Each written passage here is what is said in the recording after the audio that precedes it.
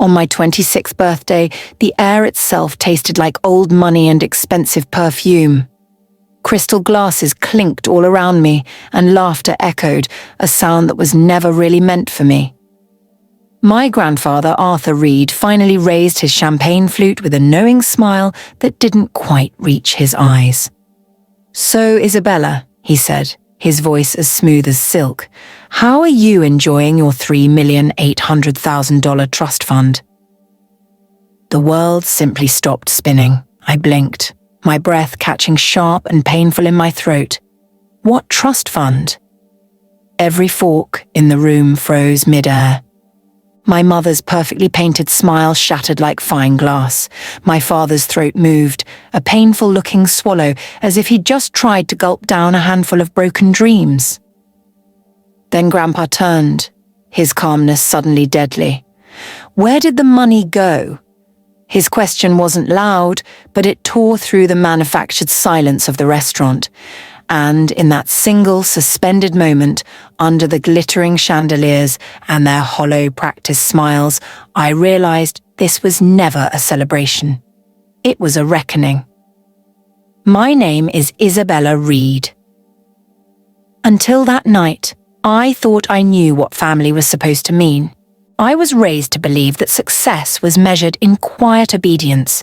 You smile through the pain. You never, ever ask uncomfortable questions. And money? We simply did not discuss money. It was vulgar.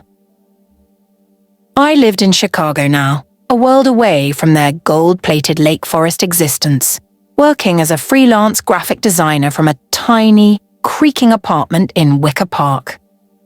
The paint peeled, the floors sloped, but it was mine.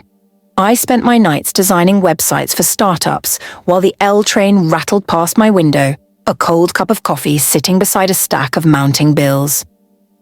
My parents, Richard and Catherine, lived just 30 minutes away, but it might as well have been another planet. 5 bedrooms, an infinity pool, matching luxury SUVs gleaming in the circular driveway. We spoke, but we never truly connected. Our calls always started with "How's work?" and ended just before I could say, "I'm struggling." The last time they genuinely surprised me was at my college graduation. I walked across that stage carrying $85,000 in student debt and a diploma I'd earned through countless sleepless nights. They hugged me, handed me a beautifully wrapped gift, and said, "We're so proud." Inside was a leather-bound planner. "For organizing your finances," Mum had said brightly. I smiled for the cameras. That night I cried in the shower, the hot water washing away the realization that they would never see me as anything but a problem to be managed. Still, I persevered. I paid my rent, skipped meals when I had to, and took every freelance job I could find.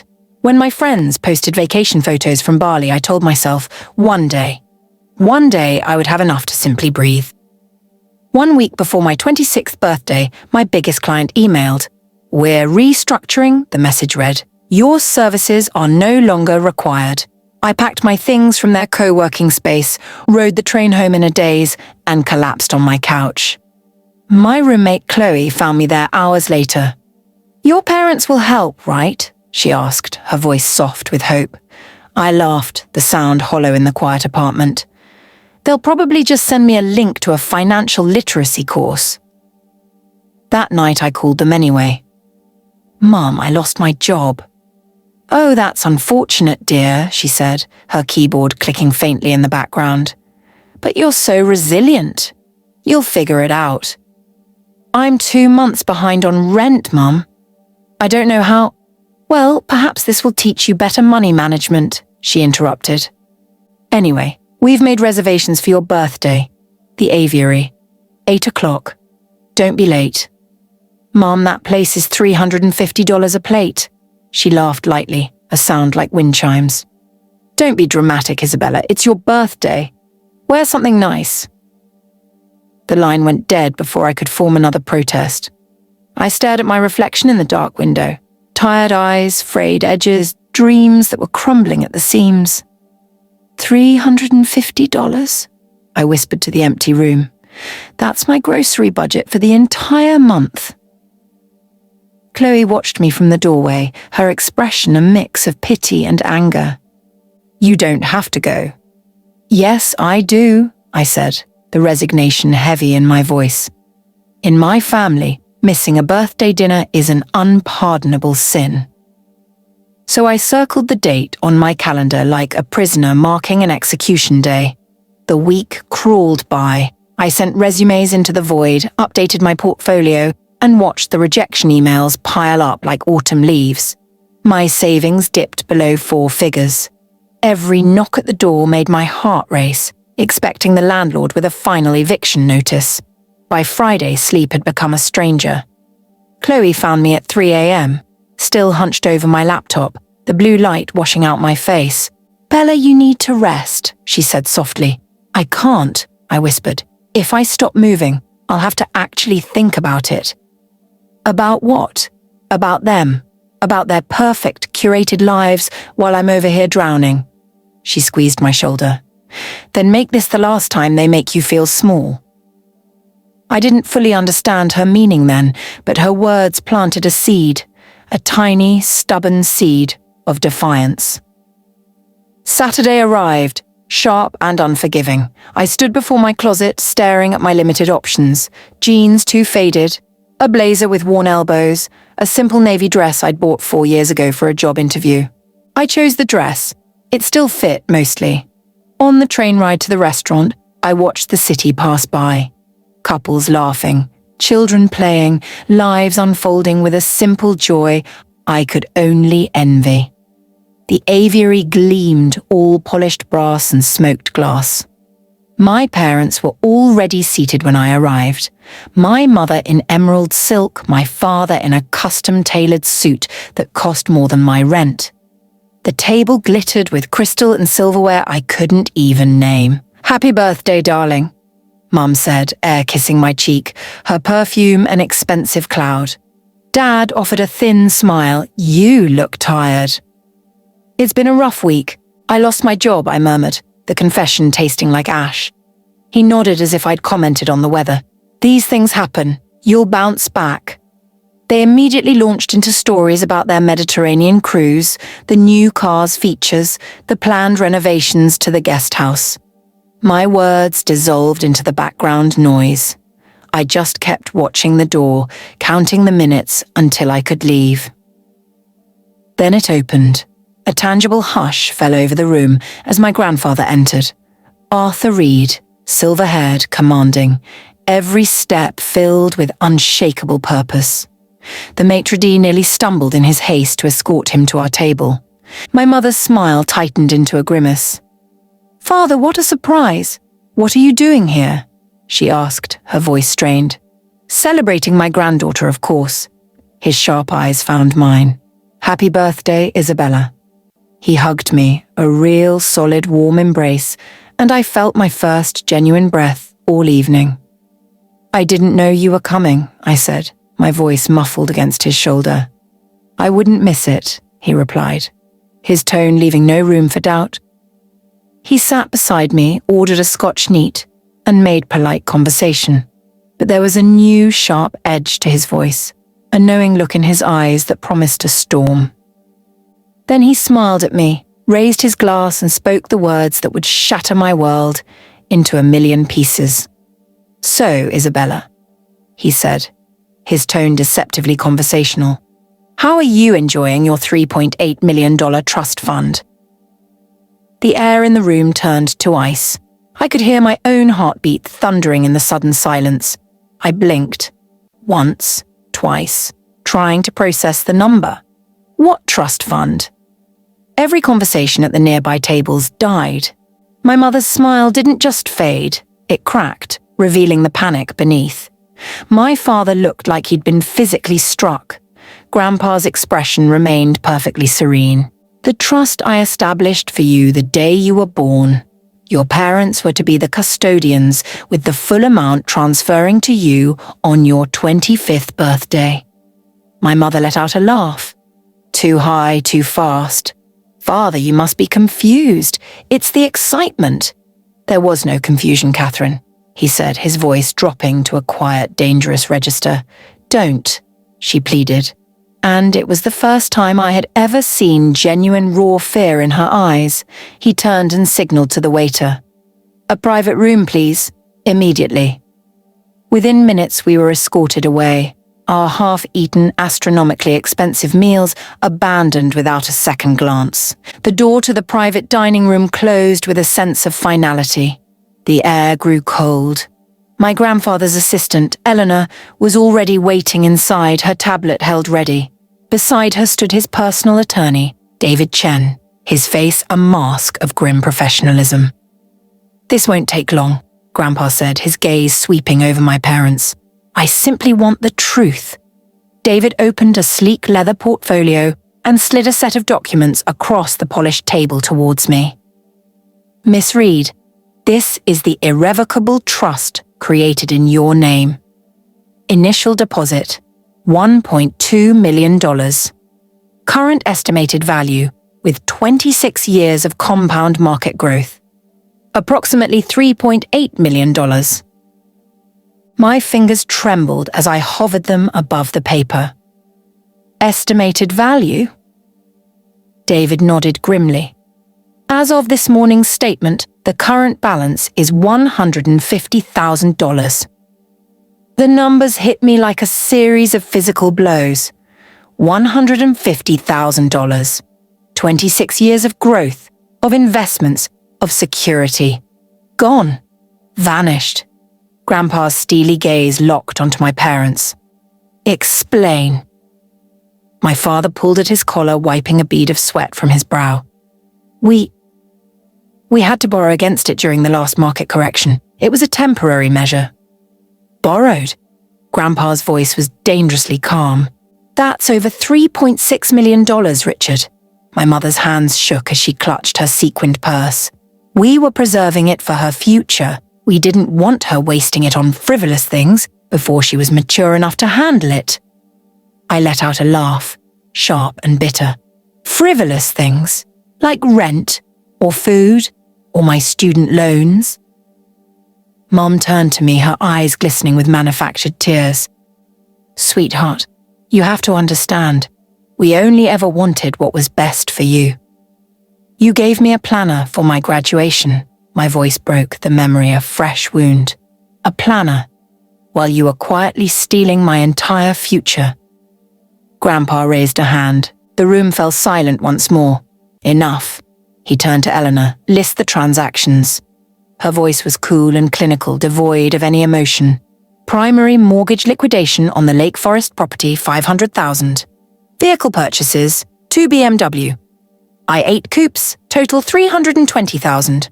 Home renovation and landscaping, $380,000. Investment in Catherine Reed's interior design venture, $600,000. Total loss. Each line item felt like another betrayal, another layer of the lie being stripped away. Then she paused, scrolling on her tablet. And the largest single transaction, purchase of a Miami Beach oceanfront condominium, $2.1 million. The title is currently held under Richard and Catherine Reed. I stared at them, completely numb. A beachfront condo. In Miami. My father's face was ashen. It was an investment for the whole family. It was theft, Grandpa said, his voice so soft it was almost a whisper. From your own child. No one spoke. The only sound was the low hum of the climate control. Finally, Grandpa pushed back his chair and stood. The keys. My mother hesitated, her jaw tight with defiance for a moment before it crumbled. She slowly pulled a key fob from her purse. Her hand trembled as she placed it on the table. Grandpa slid it across the smooth surface toward me. These are yours, about 18 months late. The metal fob was still warm from her touch when I picked it up. My keys to my home, my life, stolen and now, impossibly, being returned. My mother began to cry, soft, practiced sobs. Please, Dad, we're family, we can work this out. Family doesn't steal from family, he said, his voice final. You'll be hearing from my attorneys tomorrow. They left slowly, their postures defeated. the facade of their perfect lives crumbling with every step. The door closed behind them and the air in the room felt instantly cleaner, emptier. Grandpa turned to me, his expression softening for the first time all night. "Isabella, I will have a full forensic audit conducted. They will face legal consequences for this. But whether or not to press criminal charges, that decision will be yours." I looked down at the keys, the cold metal pressing into my palm. For 26 years, I had begged for scraps of their approval. Now, I held in my hand the proof that their love had a price tag, and it was $3.8 million. "I need time," I whispered, my voice hoarse. "Take it," he said, "but you should know one more thing. They were planning to flee." Eleanor found 2 one-way tickets to Belize, purchased 4 days ago. My chest tightened so violently I could barely breathe. They had come to this dinner, smiled and laughed, knowing it was a final goodbye. He nodded, reading the horror on my face, and they smiled through every minute of it. That night I left the restaurant with a set of keys in my pocket and storm clouds gathering in my soul. The city lights blurred through unshed tears as I rode the train home. Chloe was waiting up for me, her face etched with concern. When I told her everything, the words tumbling out in a chaotic rush, she stared at me in utter disbelief. "They stole from you," she whispered, the words hanging in the air. "Not just money," I said, the full weight of it finally settling on my shoulders. "They stole years." I walked to my window and looked out at the sleeping city, and I felt something deep inside me break, and in its place something stronger, something fiercer, began to grow. I wouldn't scream, I wouldn't beg, I would reclaim what was mine, quietly and completely. 3 days later, I stood in my grandfather's downtown office, a glass tower that seemed to pierce the very sky. I hadn't slept properly since the revelation. The phrase, "they were planning to run," played on a loop in my mind. Eleanor met me in the stark modern lobby. "They're here," she said quietly. "Arthur wanted you to be present for this." My stomach churned. "Both of them?" She nodded. "They came to negotiate." The word tasted like ash in my mouth. The elevator ride to the penthouse was silent and swift. The doors opened to a world of polished floors, rich leather furniture, and the subtle scent of cedar and pure power. Grandpa sat behind his massive desk, his posture rigid. My parents sat in the chairs opposite him, looking like chastised children. My father seemed to have aged a decade. My mother's smile was brittle, ready to snap. "Isabella," Grandpa said, his voice steady. "Sit." I took the empty seat facing them, my back straight. The silence stretched, thick and uncomfortable. Finally, my father cleared his throat. "We never meant for it to go this far. We were desperate. Trying to stay afloat." Grandpa's voice was ice. "You have no idea the pressures." "I understand greed," Grandpa interrupted, not raising his voice. "I built an empire by recognizing it in others." My mother leaned forward, her eyes already brimming with ready tears. "We love her, Dad. You have to believe that. We were going to tell her eventually, after we sold the Miami condo." The silence that followed was deafening. David Chen stepped forward, placing a fresh stack of bank statements and reports on the desk. "The forensic audit is complete. Every transaction has been documented, every asset traced. We've managed to recover approximately $2.3 million through immediate asset seizures and forced sales." My father rubbed his temples, a gesture of pure exhaustion. $2.3 million?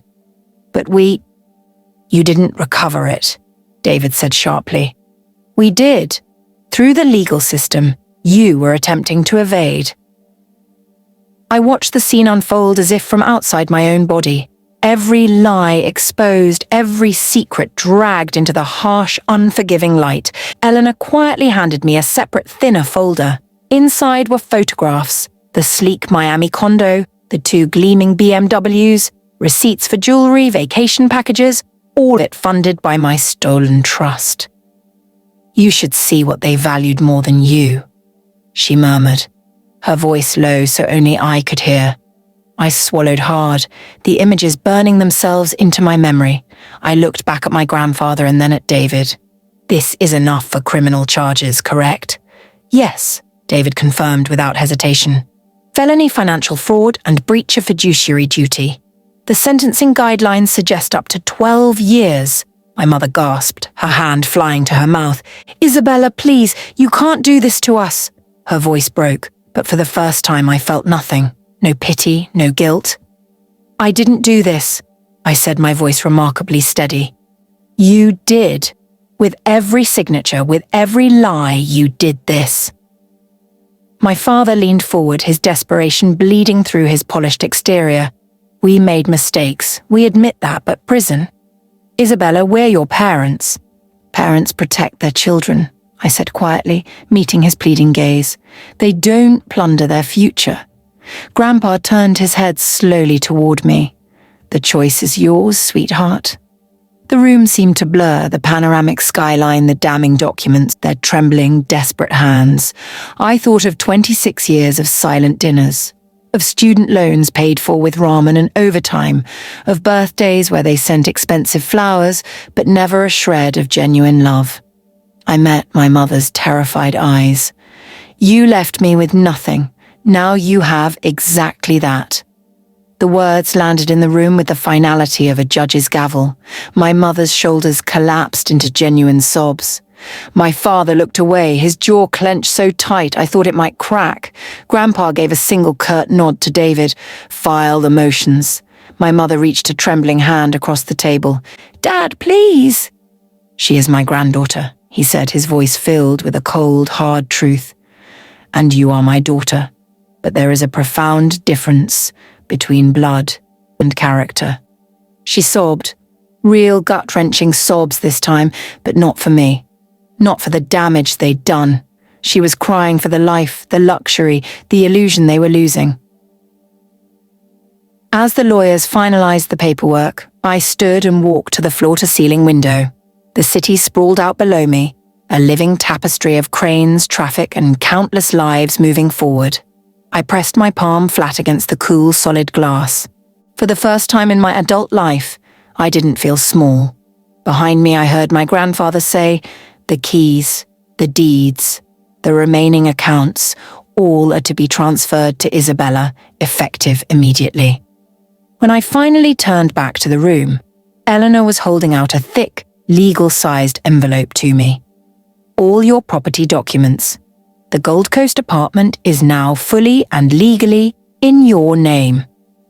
I took it, the weight of it feeling significant. Thank you, I said, my voice soft. As my parents were ushered out by a security guard, my mother paused at the door, her eyes finding mine one last time. You'll regret this, she whispered, the venom in her voice a stark contrast to her tears. I looked at her. Really looked at the woman who had spent my life teaching me to shrink, to silence myself, to tie my worth to their conditional approval. No, I said, a profound sense of calm settling over me. For the first time in my life, I won't. They left. The door closed behind them. The silence that remained felt clean, pure. Grandpa stood slowly and came to stand beside me at the window. You did the right thing. I don't feel good, I admitted, the emotional exhaustion finally washing over me. Justice rarely feels good, he said, placing a firm, steadying hand on my shoulder. But it is necessary. He squeezed gently. You're not alone anymore, Isabella. You never were. That night, I used the key and visited the apartment I had never seen, the home that was bought with my stolen future. The building in the Gold Coast was silent and elegant. Imposing. The doorman recognized my name immediately. Mr. Reed said you'd be arriving, Miss Reed. When I unlocked the door to the penthouse, the subtle scent of luxury candles and new furniture greeted me. Everything was pristine, staged. Neutral tones, marble countertops, expensive art books carefully arranged on the coffee tables. It was a stranger's life furnished with the proceeds of my betrayal. I wandered slowly through the spacious rooms, my fingertips tracing the walls, the furniture, every surface a piece of evidence. On the kitchen counter, I found a lease agreement and a ledger of rental deposits from previous tenants. My parents hadn't just bought the place, they'd been renting it out, collecting the income for years. I sank onto the oversized cream-colored sofa and laughed, a raw, broken sound that echoed in the empty space. Then the laughter turned to tears, not tears of grief, but of release, of finality. Chloe arrived 20 minutes later carrying bags of Thai takeout. "You're really here," she whispered, her eyes wide as she took in the breathtaking view of the city and the lake. "I'm home," I said, the words feeling true for the first time. She looked around, a slow smile spreading across her face. "So how does justice feel?" "Quiet," I said after a long moment, "and somehow heavier than I expected." We ate our food sitting on the floor, the containers spread between us like a picnic, just like we used to in my old, cramped apartment. Through the panoramic windows, the city glittered, a universe of possibilities. Somewhere behind me, the keys gleamed on the marble counter, a small metallic testament to what was taken and what I had reclaimed. Before bed, I pulled out my phone and texted my grandfather. "Moved in. Thank you for fighting for me when I didn't know how to fight for myself." His reply came quickly.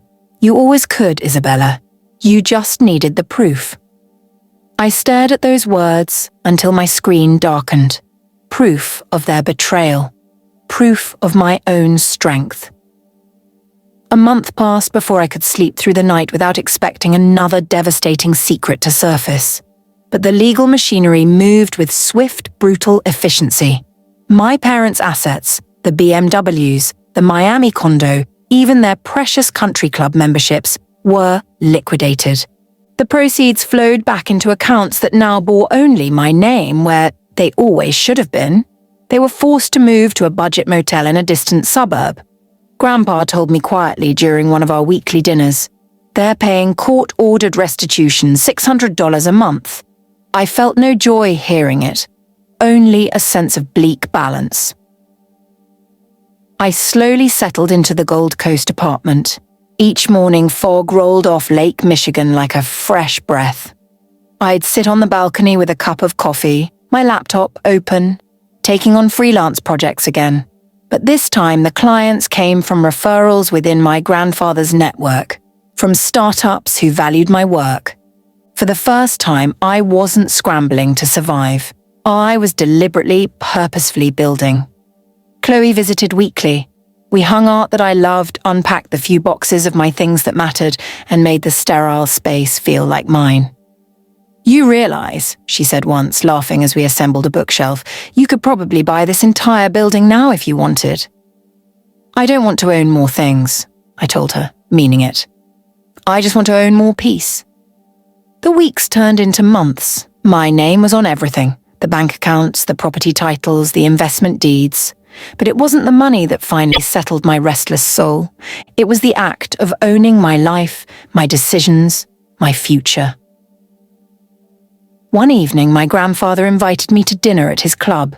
He looked older, I thought, but also lighter, as if a great burden had been lifted from him. "You did what I never had the courage to do with my own brother," he told me over dessert. "You drew a line in the sand and held it." I smiled, a real easy smile. "You taught me how." Driving home through the glittering city, I passed the restaurant where it all began. Through the windows, I could see people laughing, toasting, completely unaware of how quickly a family can shatter over the altar of greed. I didn't slow down. I didn't even feel a pull. Some chapters, I've learned, deserve to remain firmly closed. I learned that blood does not guarantee loyalty. My own parents stole my future and called it love. But I took it back, piece by piece, quietly, legally, and completely. Now, when I look out over the vast, dark expanse of the lake, I don't see what I lost. I see what I built from the ashes of their betrayal. If you've ever been betrayed by those you trusted most, If you've ever had your kindness mistaken for weakness, remember this. You can reclaim your story. You can start over, and you will be stronger than you were before. And if stories like mine hit a little too close to home, I want you to stay with me. The next one might sound uncomfortably familiar. Hit subscribe, and don't look back. Your own reckoning might be just beginning.